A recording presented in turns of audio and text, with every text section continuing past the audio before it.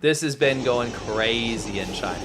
Absolutely. Yeah, you know, the thing is, we can keep going on about the floods every week, and you guys are just going to get bored.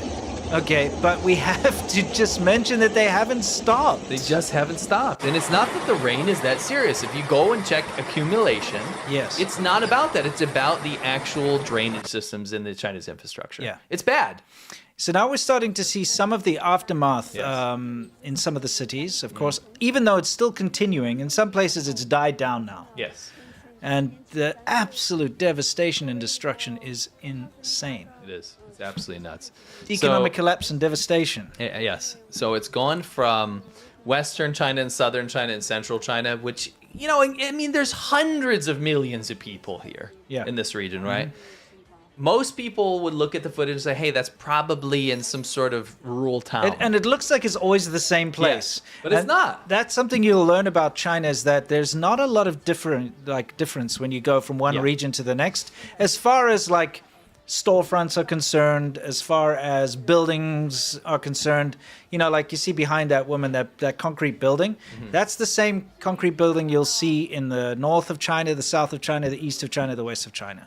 So it's just one of those things. So it all looks like it's one place that's flooded, but it's the entire country.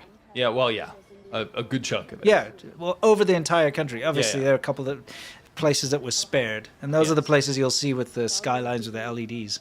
Yes. You know. But here's the deal.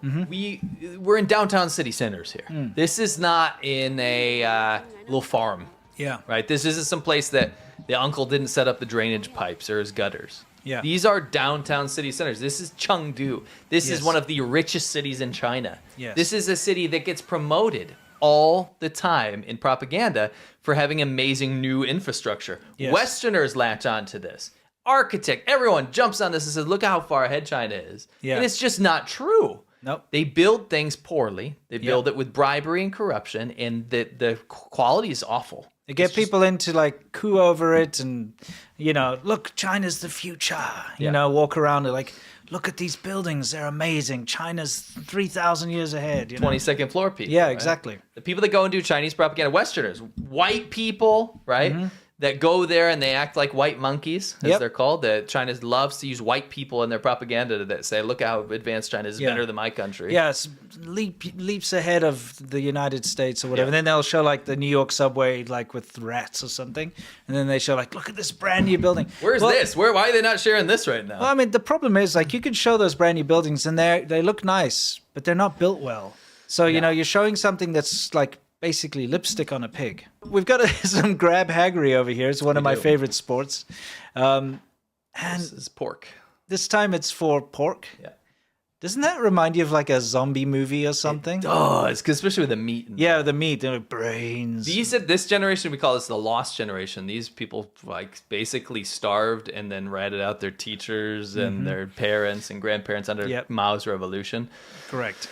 These are the people that the younger people in China are so ashamed of. Yes. And they've called the lost generation. That's what Chinese people call them. Yeah. And they really, whenever something's free or on discount or something, they arrive like a horde of zombies and they just clear the place out. It's just the way it is. But every time you see it, it boggles the mind that people could be like that. Well, China, you know, as the Communist Party of China takes care of its citizens. It's always make sure everything's in ready supply and a fair price. Correct. Yeah. These are called Chengguan. Yeah. Chengguan are the urban management, they're called. They're actually a branch of the police, but they're below a police. Yes. They're allowed to use violence and all the horrible things that normal police are not supposed to use. They confiscate people's goods. They destroy people's goods.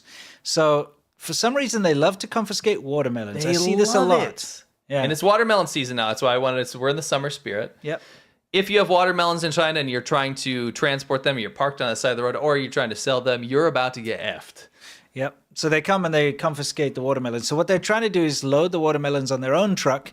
And, you know, everybody knows they go and they take it and give it to their friends. They eat it or they, you know, sell it themselves, whatever. Yes. It's a racket. Yeah, it's a racket. But this guy who is selling the watermelons is like, nah. So they're trying to transfer them into the police truck. And he goes, no.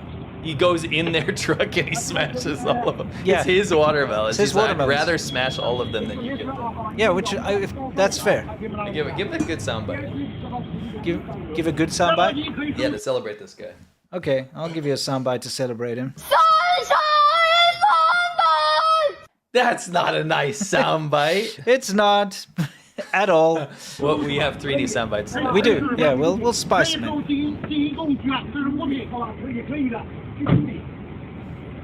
Thumbs up for this guy. Yeah. I like. Do you think it actually stopped them? Because it looks like they've stopped loading it I up. think they're now they're going to deal with the mess. Yeah.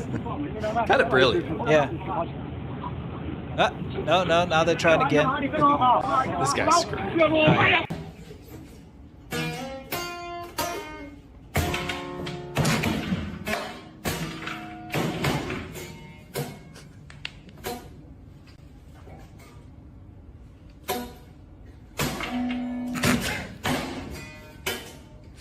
This is guy me.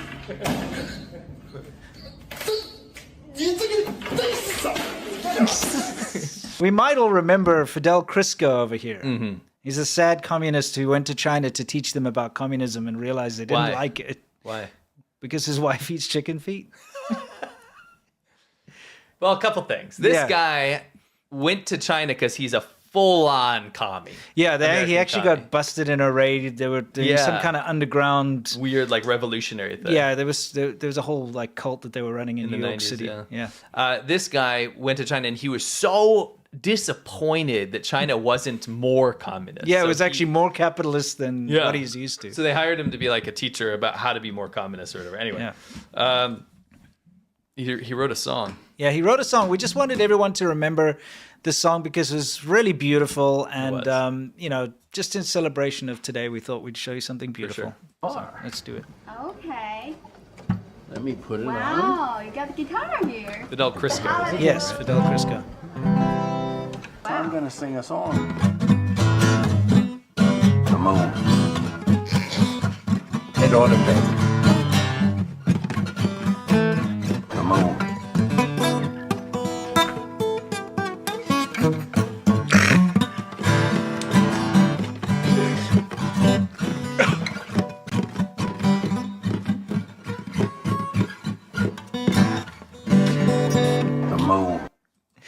Yeah, the moon. Like, you gotta love the moon song. Gotta love the moon. So for those of you who've been curious about the moon soundbite, now you know where it comes from. Now you know. Because every once in a while we do a little, Yeah, I was getting a lot of people actually. They're like, "What is that from?" They want to know what the context. You now know the context. Yes, it's a beautiful song. Beautiful.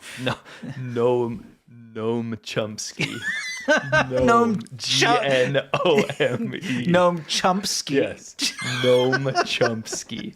That's great. That's great, but Fidel Krisco, unfortunately, I think that's good too, though. They're both good. It's both interchangeable. Good. You pick. Really, Yeah. it's interchangeable. I remember you left my spirit with you high is all I'm feeling.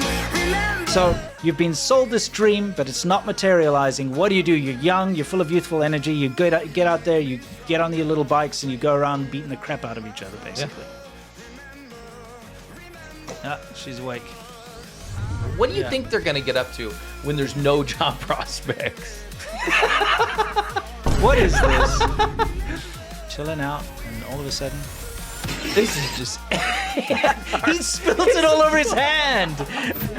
Naked man appears. Naked man jumps into frame, chasing a woman, followed by another woman who he then hugs.